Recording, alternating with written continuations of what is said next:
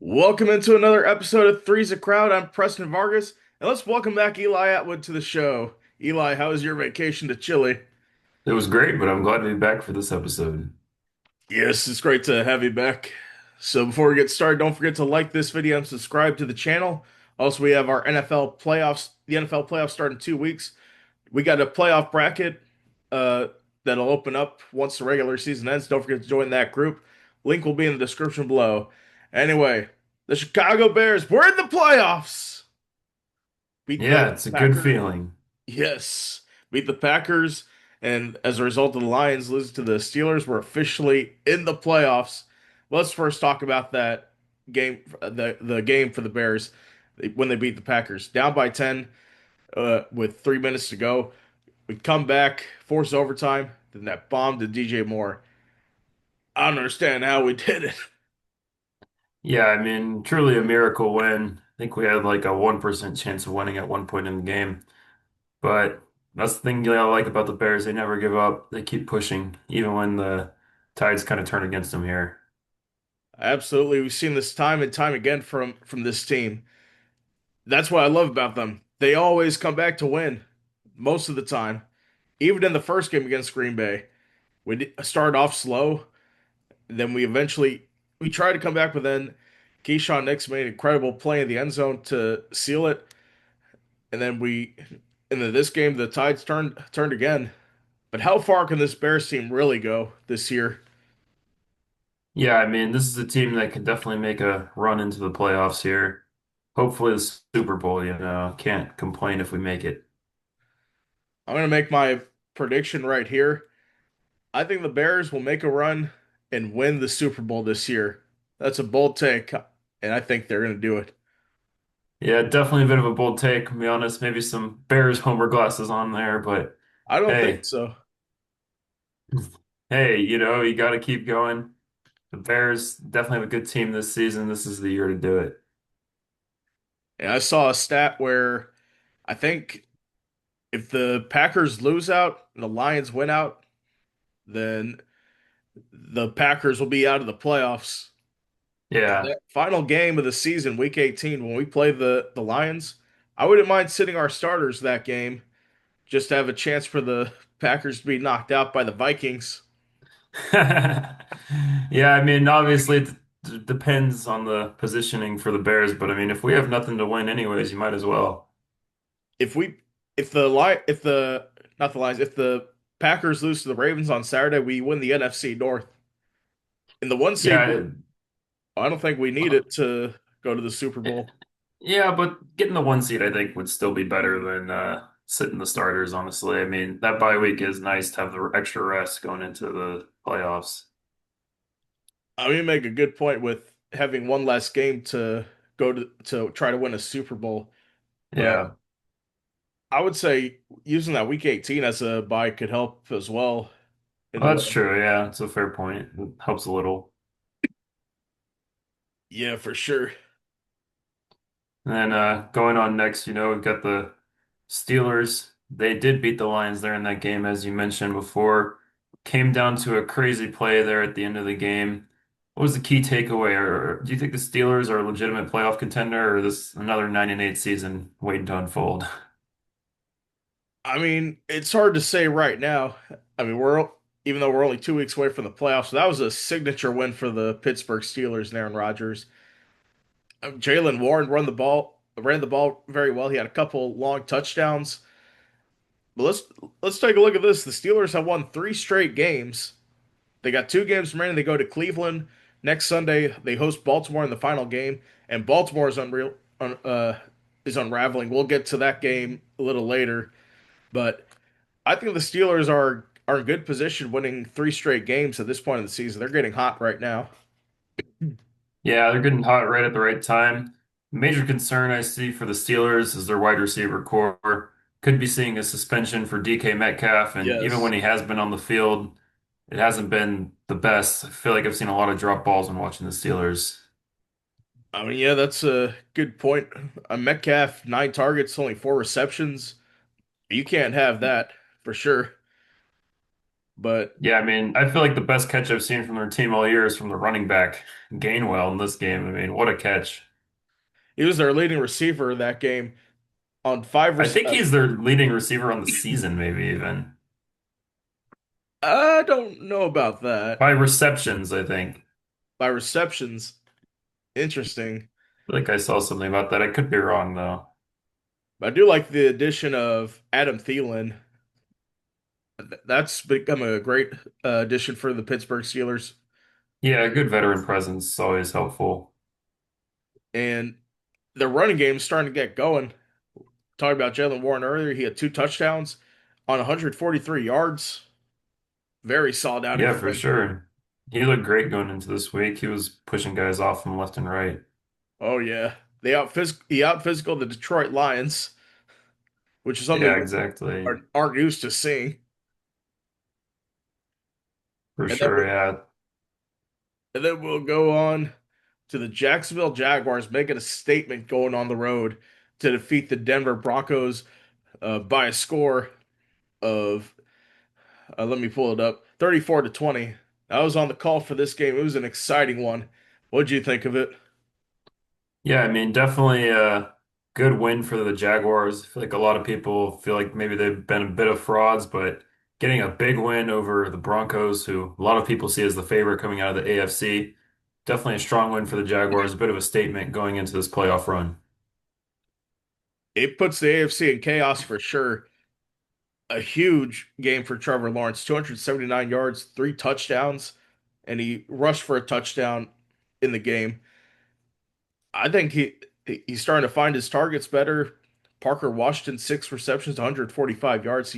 He got a lot of yards after catch in the game, and I think this Jaguars team could be legit down the stretch. Yeah, I mean, I definitely would love to see a Bears Jaguars Super Bowl this year. That'd be a win-win on both sides for me. I'm for sure the basically the hometown team for us going against our NFL team. That would be a Yeah. very good watch. The Jaguars schedule coming down the stretch.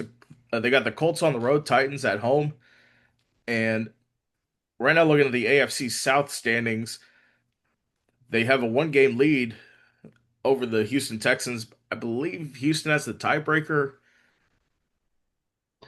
Yeah, I think so, if I remember correctly. Looking at the Texans schedule, they got to go to the Chargers the Saturday after Christmas. That's going to be a tough game on the road for them before Yeah, playing for the Colts at sure. home.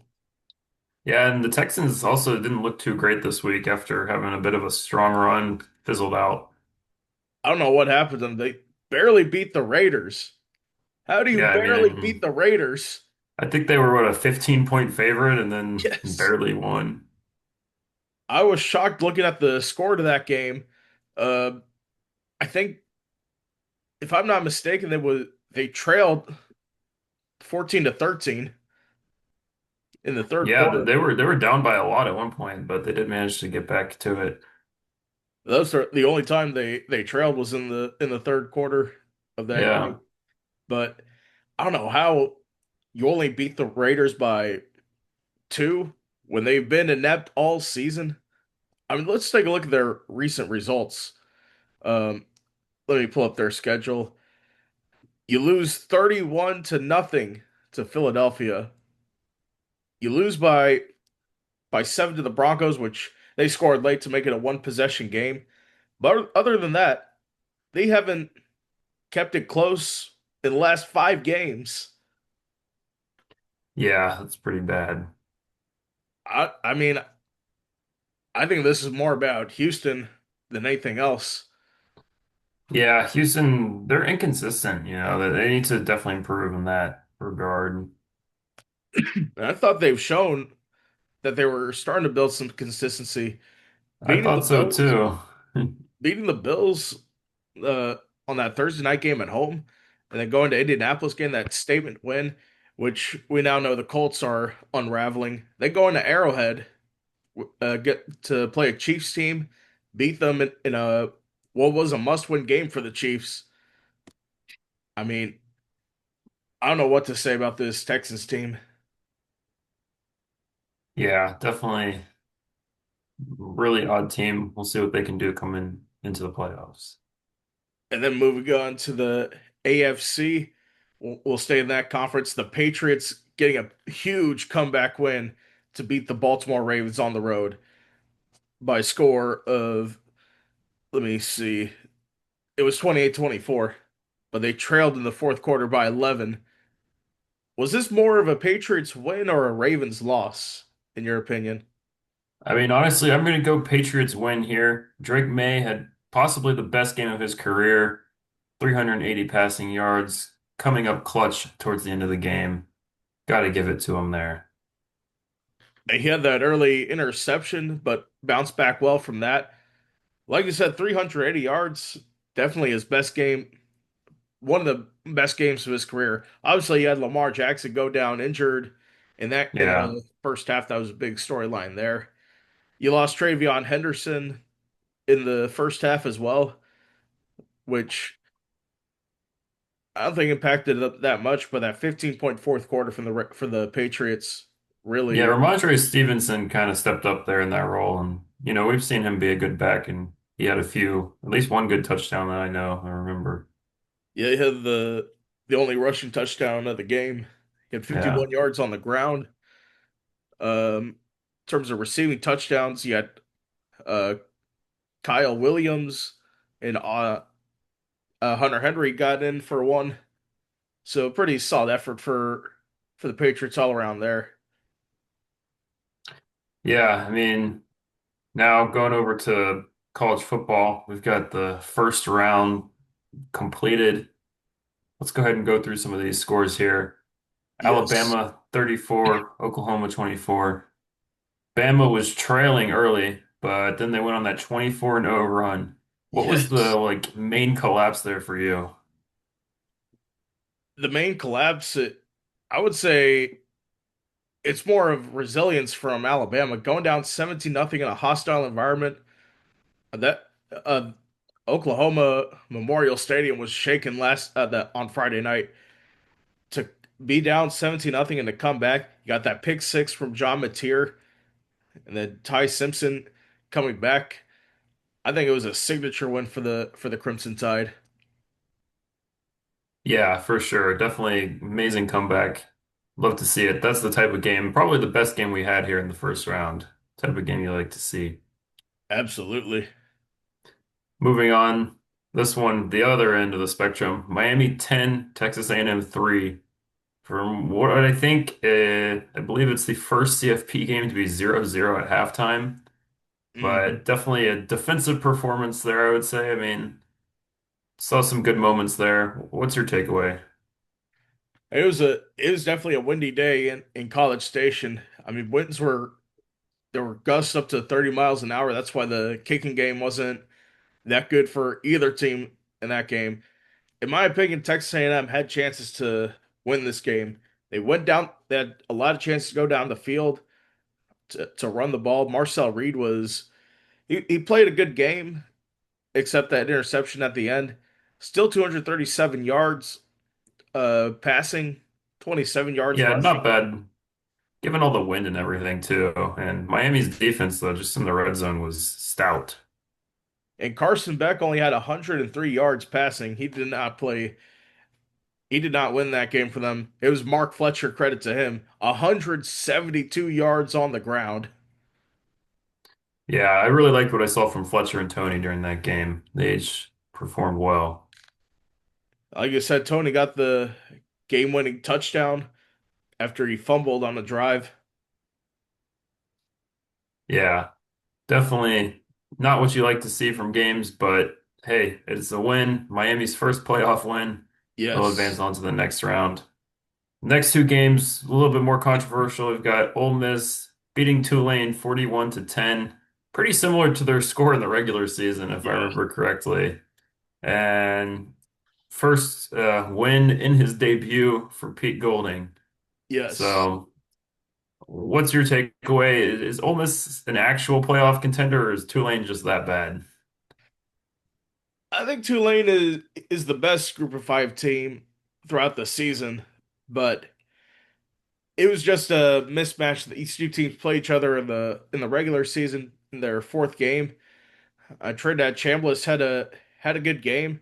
Retzlaff had a good game as well. He had 306 yards passing, one touchdown. They just couldn't capitalize going down the field. That was their main problem.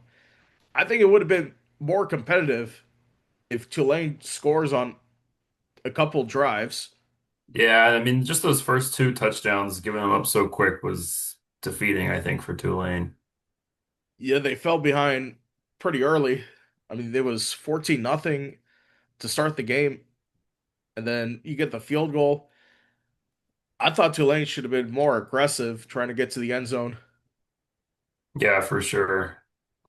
And going on to our next group of five team, we've got James Madison losing to Oregon 51 to 34. Oregon had a big lead there, though, going into the end of the game before they benched their starters and kind of had JMU close it out a little bit closer. But I will say, I think JMU might have played a slightly better game than, say, Tulane here. JMU fell behind early, similar to Tulane, and then instead of just giving up, they were throwing down the deep balls, and that didn't always work out the best, but I think they were at least trying their best. Their offense looked all right, just the defense was really terrible. Yeah, for sure. They fell behind 34 to 3 to start off the game, and then you had 28 points in the second half, which was good. You cut it down, but I thought JMU didn't belong here. I think this is the ACC's fault for their tie-breaking system. You should have had Miami and Virginia playing in the conference title. They would have gone the automatic bid for the ACC. Notre Dame would have been in, and then you wouldn't have this mess. You would Yeah, probably have Tulane exactly. go out there. Yeah, I mean, this season the ACC screwed over the CFP situation. They, Unfortunately, it resulted in the two group of five teams. I think one group of five team should always be in just because that's kind yes, of the spirit of college football. But two teams is definitely a little bit more than necessary. absolutely. And the ACC's tie-breaking system was a result of having division play, which they don't anymore. It was easier with division play because you had teams play each other in that division. Yeah, exactly. So hopefully that'll be fixed going into the future. Hopefully. But I mean, this brings up the question of should the group of five even be involved? But I would say yes, that one team. I think so too. You should have the five best conference champions. And the way to get those five best conference champions is to fix your tie-breaking system. And Virginia should have won the ACC. I don't know how they let Duke win. A 7-5 Duke win the Yeah, ACC. exactly. And I know Crazy. they're going to tweak the format to have the Power Five, every Power Five conference champion in, which Duke would have been in under that format, which I disagree with. Yeah, I don't really know if that's the best solution to this problem.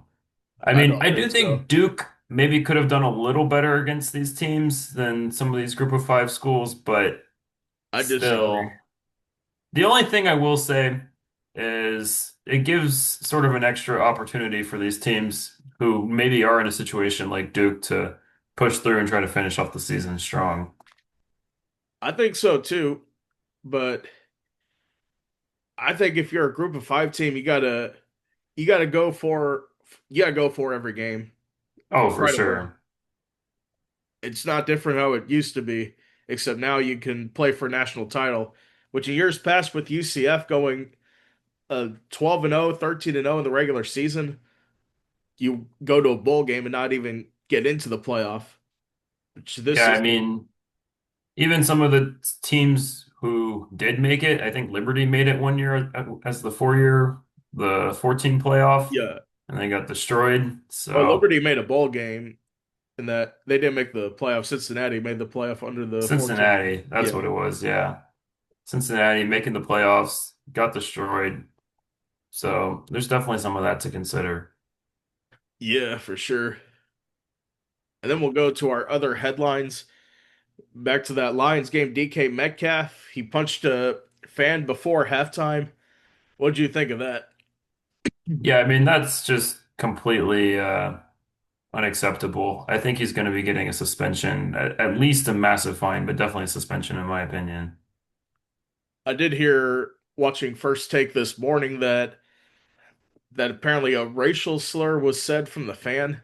So Yeah, I don't know. I mean, obviously that's bad, but at the same time, you can't go out lashing out on fans. I mean, as much as it may suck.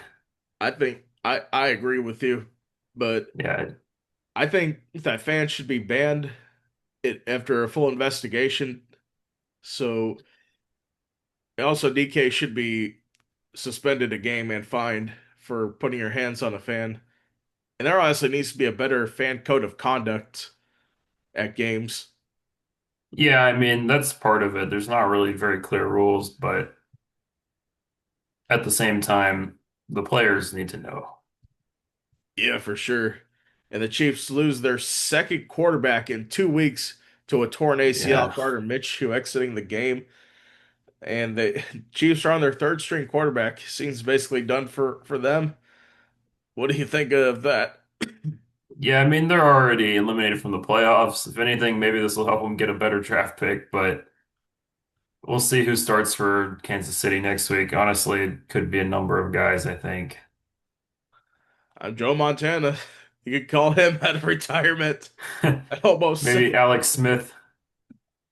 I mean, I think Alex Smith would be a good option. This guy, Yeah, I don't know if he'd want to play though. no. I'm Philip Rivers.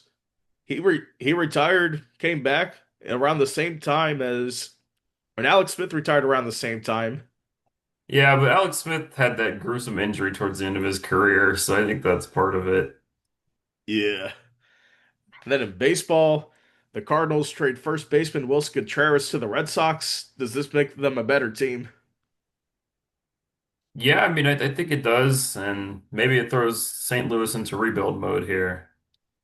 They have to be in rebuild mode. They've been middle of the pack for years, and the Red Sox I think can make a push for the wild card. They made some good moves this offseason. And then Sidney Crosby passes Mario Lemieux to become the Penguins' top scorer in a win over the Canadians over the weekend. How good is Crosby? I mean, yeah, being the all-time leading scorer, it's obviously an achievement only a few players are able to get to. And just being able to stick with a team for that long and also produce, definitely a legend for them.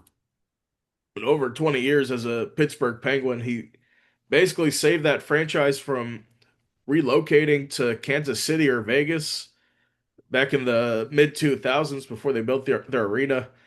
He's definitely a franchise legend for them and definitely one of the greatest players of all time, in my opinion. Yeah, for sure. And now let's get to our Monday night preview.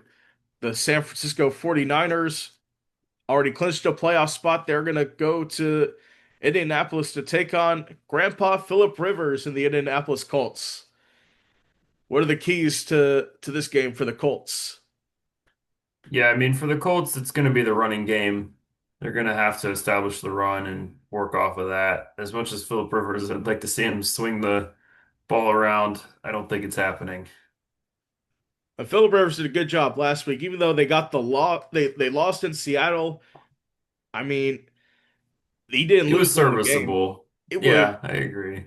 it was just luck from Jason Myers, who scored all Yeah, for 18 points for the sure. Seahawks.